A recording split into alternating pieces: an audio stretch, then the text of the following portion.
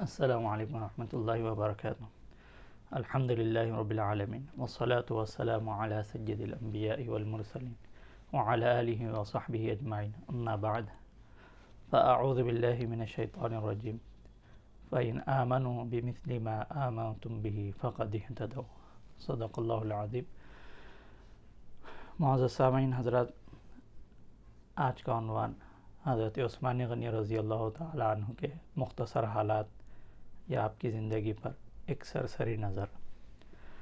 حضرت عثمان غنی، نام آپ کا عثمان، والد کا نام عفان، اس لیے عثمان بن عفان کہا جاتا ہے۔ کنیت عرب میں لوگ ان کی اولاد کے نام کے ساتھ ابو کے لفظ سے کہتے تھے۔ آپ کی کنیت ابو عبداللہ اور ابو عمرو ہے۔ لقب جو لوگوں میں کسی صفت کی وجہ سے، کسی خصوصیت کی وجہ سے مشہور ہو جاتا ہے، وہ نام آپ کا لقب ذو النورین ہے، کیونکہ حضور صلی اللہ علیہ وسلم کی دو بیٹیاں ایک کے بعد دیگرے، دوسری منجلی بیٹی حضرت رقیہ رضی اللہ تعالی عنہ سے آپ کا نکاح ہوا، پھر آپ کی وفات کے بعد تیسری لڑکی حضور صلی اللہ علیہ وسلم کی کلثوم رضی اللہ تعالی عنہ سے آپ کا نکاح ہوا، اس لیے آپ کو دو نور والے یعنی ذو النورین کہا جاتا ہے۔ جامع القرآن بھی کہا جاتا ہے۔ کامل الحیاء والایمان، بہت حیا والے تھے۔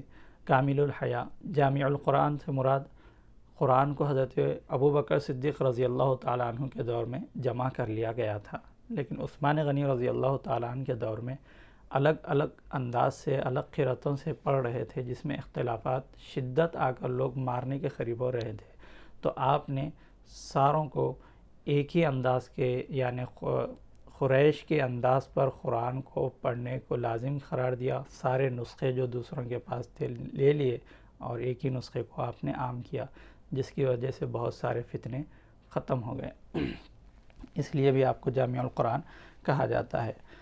نسب 5ویں پشت سے رسول اللہ صلی اللہ علیہ وسلم سے ملتا ہے، یعنی عبد مناف سے۔ والدہ کا نام اروا، آپ کی پھوپھی ذات یعنی پھوپھیری بہن ہے۔ حضور صلی اللہ علیہ وسلم کی پھوپھیری بہن اروا کے آپ بیٹے ہیں، اس حساب سے حضور صلی اللہ علیہ وسلم کے عثمان غنی رضی اللہ تعالیٰ بھانجے ہوتے ہیں۔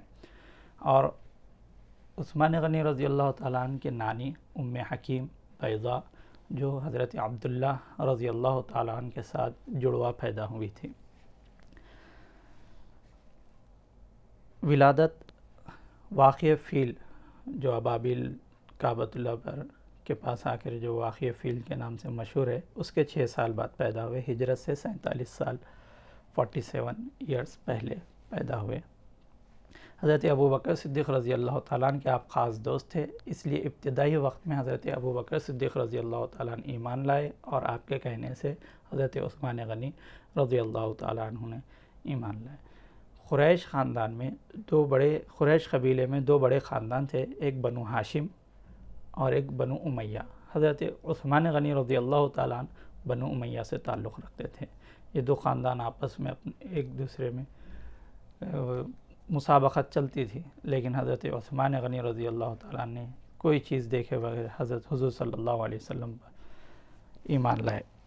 قد آپ کا ہائٹ نارمل تھی، رنگ سفید ہلکا سا پیلا پن تھا، اور چہرے پر چند چیچک کے داغ تھے۔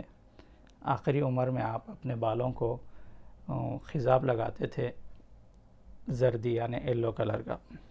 دانتوں میں بھی آپ سونے کے تار سے اپنے دانتوں کو باندھے ہوئے تھے۔ اسلام سے پہلے بھی آپ بہت معتبر شخص تھے، جبکہ زنا، شراب، شرک عام تھا اور اس کو عیب نہیں سمجھا جاتا تھا۔ اس وقت بھی حضرت عثمان غنی رضی اللہ تعالیٰ عنہ نے کبھی شراب نہیں پی، بتوں کی پوجا نہیں کی۔ حضرت ابو بکر صدیق رضی اللہ تعالیٰ عنہ کی اسی طریقے کی زندگی تھی۔ اسلام کے بعد آپ کے چچا نے آپ کو قید کیا، بہت آپ پر ظلم کیا، لیکن آپ پھرے نہیں اور بدلے نہیں۔ اس کے بعد آپ کا نکاح حضرت رقیہ حضور صلی اللہ علیہ وسلم کی دوسری لڑکی حضرت رقیہ رضی اللہ تعالیٰ عنہ سے ہوا، اور آپ نے مشرکین کے ظلم سے کو مد نظر رکھتے ہوئے حضور صلی اللہ علیہ وسلم کے اشارے پر حبشہ، ایتھوپیا جس کو افریقہ میں جو ملک آتا ہے، وہاں پر آپ نے ہجرت کی۔ حضور صلی اللہ علیہ وسلم فرماتے ہیں عثمان میری امت میں وہ پہلا شخص ہے جو اپنے گھر والوں کے ساتھ ہجرت کیا ہے۔ پھر آپ کو یہ بات معلوم ہوئی کہ قریش اسلام لا لیے ہیں، تو آپ مدینہ پھر مکہ واپس آ گئے، لیکن یہ اطلاع غلط تھی۔ لیکن انہی دنوں میں ہجرت مدینہ کی طرف ہو رہی تھی، پھر آپ نے مدینہ کو ہجرت فرمایا۔ مدینہ پہنچنے کے بعد ایک واقعہ جو مسلمانوں کے لیے پینے کے پانی کی بہت بڑی پرابلم تھی، ایک کنواں تھا جو میٹھا پانی تھا وہاں سے مل سکتا تھا، لیکن ایک یہودی کا تھا، آپ نے اسے خریدا اور حضور صلی اللہ علیہ وسلم کے ساتھ غزوات جنگوں میں شریک رہے۔ 2 ہجری غزوہ بدر میں آپ کی زوجہ حضرت رقیہ رضی اللہ تعالیٰ عنہ علیل تھی، بیمار تھی۔ حضور صلی اللہ علیہ وسلم نے کہا آپ جنگ میں نہیں آ سکتے، آپ ان کے ساتھ رہوں، آپ شریک مانے جائیں گے اور مال غنیمت میں آپ کا حصہ ہوگا، اور آپ کے ساتھ ایسا ہی کیا گیا۔ 3 ہجری میں غزوہ احد میں بھی حضور صلی اللہ علیہ وسلم کے ساتھ رہے۔ 6 ہجری صلح حدیبیہ میں آپ نے تو ڈپلومیٹ بن کر سفارت کرتے ہوئے مکہ میں جا کر مشرکین سے مسلمانوں کی طرف سے آپ نے بات کی۔ یہ بہت بڑی ذمہ داری حضور صلی اللہ علیہ وسلم نے صلح حدیبیہ کے موقع پر آپ کو دی۔ اور 7 ہجری میں خیبر میں بھی آپ شامل رہے۔ 8 ہجری فتح مکہ میں بھی حضور صلی اللہ علیہ وسلم کے ساتھ تھے۔ 8 ہجری میں ہی حوازن کی جنگ غزوہ حنین یہ بھی پیش آئی، اس وقت بھی آپ حضور صلی اللہ علیہ وسلم کے ساتھ تھے۔ 9 ہجری غزوہ تبوک میں جب مسلمان عرب کے لوگوں کے پاس مال کی اور قحط کی وجہ سے کمزور تھے، تو روم کے بادشاہ قیصر روم جس کو کہا جاتا ہے، وہ لوگ عرب پر جنگ کرنے ہی والے تھے۔ حضرت عثمان غنی رضی اللہ تعالیٰ عنہ جو غزوہ تبوک میں مسلمانوں کے 10,000 سوار، 30,000 پیادے تھے، جن میں سے آپ 1/3 فوج کا خرچ اٹھایا آپ نے۔ 1,000 اونٹ دیے، 70 گھوڑے دیے، پھر 1,000 دینار بھی دیے، جس کو حضور صلی اللہ علیہ وسلم نے اس طرح ہلاتے ہوئے فرمایا، دعا دی آج کے بعد عثمان کا کوئی کام اس کو نقصان نہیں پہنچائے گا۔ بہرحال آپ نے بہت ساری قربانیاں اسلام کی سربلندی کے لیے دی۔ اور 10 ہجری حجۃ الوداع جب حضور صلی اللہ علیہ وسلم نے حج کیا 10 ہجری میں، اس وقت بھی آپ حضور صلی اللہ علیہ وسلم کے ساتھ شریک رہے۔ اس کے بعد 11 ہجری ربیع الاول کے مہینے میں حضور صلی اللہ علیہ وسلم اس دنیا سے پردہ فرمائے، آپ کا وصال ہوا۔ پھر اس کے بعد 2.5 سال حضرت ابوبکر صدیق رضی اللہ تعالیٰ عنہ کی خلافت رہی۔ اس کے بعد 10 سال حضرت عمر رضی اللہ تعالیٰ عنہ کی خلافت رہی۔ پھر آپ کی شہادت کے بعد 4 محرم 24 ہجری پیر کے دن حضرت عثمان غنی رضی اللہ تعالیٰ عنہ مسند خلافت پر فائز ہوئے۔ 27 ہجری طرابلس تریپولی اس کو آپ نے فتح کیا، اور افریقہ کے حصے الجزائر، مراکش 26 ہجری میں عبداللہ بن زبیر کی حسن تدبیر سے فتح کیا۔ 27 ہجری میں اسپین، اندلس جس کو کہا جاتا ہے، پھر 28 ہجری میں قبرص، سائپرس، 32 ہجری میں اس کو پھر پوری طرح ممالک محروسہ میں شامل کر لیا گیا۔ 30 ہجری میں تبرستان، جرجان، خراسان کو آپ نے نیشاپور اس کو بھی فتح کیا۔ 31 ہجری میں رومیوں میں سے رومن امپائر جو ہوتے ہیں ان سے ایک بحری جنگ ہوئی، پانی کے جہازوں میں سمندری جنگ ہوئی جو بہت بڑی تھی، جس میں 500 جہاز تھے پانی۔ بہت اس کے اندر بہت سارے مسلمان بھی شہید ہوئے، لیکن مسلمانوں کو اس میں فتح ہوئی۔ اسی طرح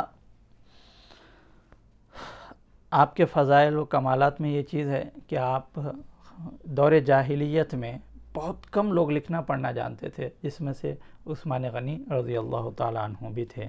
اسی وجہ سے آپ کاتب وحی بھی کہلاتے ہیں۔ حضور صلی اللہ علیہ وسلم اپنے خاص خطوط بھی آپ سے لکھاتے تھے، اور قرآن نازل ہوتا تو آیتیں قرآن کی بھی آپ سے لکھایا کرتے تھے۔ آپ حافظ قرآن بھی رہیں، جامع القرآن بھی آپ کا لقب ہے جو ابتدا میں بتایا گیا۔ بوقت شہادت بھی آپ قرآن کی تلاوت کر رہے تھے۔ آپ سے مرفوع احادیث صرف 14 ذکر کی جاتی ہے جو بخاری و مسلم میں ہے۔ خصوصاً حج کے ارکان و مسائل کے آپ بہت بڑے عالم تھے۔ آپ نے 8 شادیاں کی، جن میں سے حضرت رقیہ، نمبر 2 ام کلثوم، نمبر 3 فاختہ بنت غزوان، نمبر 4 ام عمرو بنت جندب، نمبر 5 فاطمہ بنت ولید، نمبر 6 ام البنین بنت عیینہ، نمبر 7 رملہ بنت شیبہ، نمبر 8 نائلہ، جو بوقت شہادت آپ حضرت عثمان غنی رضی اللہ تعالیٰ عنہ کے ساتھ تھی، جنہیں جب آپ پر وار کیا جا رہا تھا تو آپ نے ہاتھ لایا تو آپ کی انگلیاں بھی شہید ہوئیں۔ یہ آخری وقت تھا جو حضور صلی اللہ علیہ وسلم کی حدیث ہے، لا اخاف علیکم الفقر بل اخاف علیکم الدنیا، مجھے تمہارے فقر سے تباہ ہونے کا ڈر نہیں، بلکہ تمہاری دنیا داری کی وجہ سے تم تباہ ہو جائیں گے۔ ایک وجہ یہ ہے، اس کے اور بہت سارے، حضور عثمان غنی رضی اللہ تعالیٰ عنہ کی شہادت، آپ مظلوم شہید کیے گئے، اور اسلام میں پہلا واقعہ تھا جو مسلمان کی تلوار مسلمان پر اٹھی، اور یہی پہلا فتنہ تھا۔ خلافت آپ نے 12 دن کم 12 سال کیے، تیسرے خلیفہ تھے، اور وفات 18 ذی الحجہ 35 ہجری مظلومیت کے ساتھ باغیوں کے ہاتھ سے شہید ہوئے۔ آپ کا مدفن یعنی آپ کی قبر مبارک جو جنت البقیع قبرستان تھا، اس کے باؤنڈری کے باہر حش کوکب جس کو کہا جاتا ہے، وہاں پر بھی بعد میں جنت البقیع قبرستان بہت بڑھ گیا اور آپ کی قبر اندر آ گئی۔ یہ چند باتیں تھیں کہ اللہ والوں کی ان زندگیوں کو سننے سمجھنے، ان کی طرح زندگی گزارنے کی توفیق عطا فرما۔ اللہ تعالیٰ فرماتا ہے فَإِنْ آمَنُوا بِمِثْلِ مَا آمَنْتُمْ بِهِ فَقَدِ اهْتَدَوْا، تم ان کی طرح، یعنی صحابہ کی مثال قرآن دے رہا ہے، تم ان کی طرح ایمان لاؤ گے تو ہدایت پہ آ جاؤ گے۔ اللہ تعالیٰ ان کی طرح ہم کو زندگی گزارنے کی توفیق عطا فرما۔ وصلی اللہ تعالی علی خیر خلقہ محمد وعلی آلہ وصحبہ اجمعین والحمد للہ رب العالمین۔